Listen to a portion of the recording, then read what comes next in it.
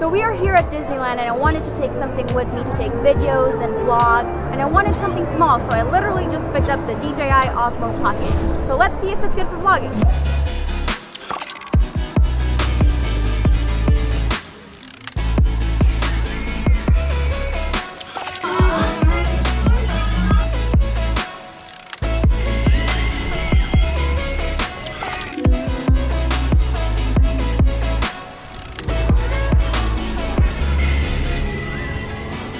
So we just got home. It has been a long day as usual, but I shot a lot with this little thing and I have some thoughts.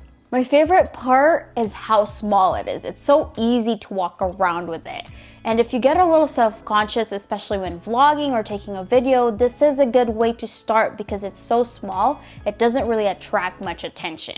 I also like how it has a small screen. Although it's a little small and it can be hard to see, I think that's better than nothing. This little screen is also where you control the settings so you can make your footage look exactly the way you want, and I love how you can do it right on the device. But even though the screen is small, you have the option to plug your phone in to get a bigger display, but to me that kind of defeats the purpose. I love how user-friendly it is. There's only really 2 buttons that you have to get used to, and I like how it charges over USB-C.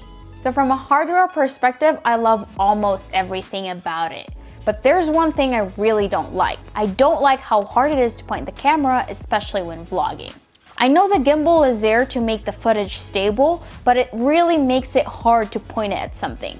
So a lot of times it seems like it's playing catch up and I ended up missing a lot of shots. But I think that's just something I have to get used to. This is just something I noticed on the first day.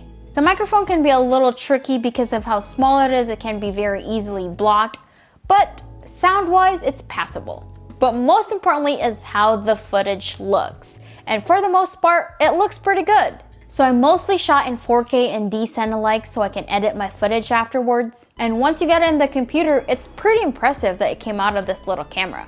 The dynamic range in the flatter profile gives you a lot of range to adjust. The footage was sharp, the focus was a little slow at times, but I got it right for the most part. The only place where I noticed this camera was not good was in low light. The main thing that you want from this is that smooth footage, and it really delivers with that gimbal. So do I think this camera is good, especially for something like vlogging? Yeah, I think it is. It's small enough to take around with you everywhere, and the quality of the footage is great. There are a few issues with it, but they're not deal breakers, and I'm definitely gonna be using this camera a lot in the future. But I hope you guys enjoyed this video. I wanna thank you all so much for watching, and I'll see you guys next time.